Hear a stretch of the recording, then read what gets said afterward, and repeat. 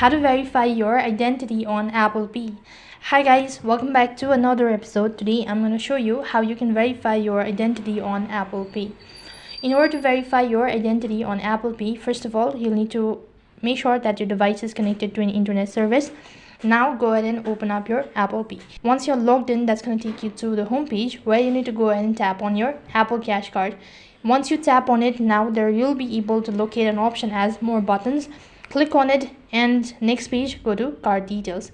Once you click on card details, locate the card that you wish to verify and tap on verify identity. Now you'll need to follow the on-screen steps in order to complete the procedure. While taking a picture of your documents, you take a clear picture and also make sure to give a valid information. So that's how you can verify your identity on Apple Pay.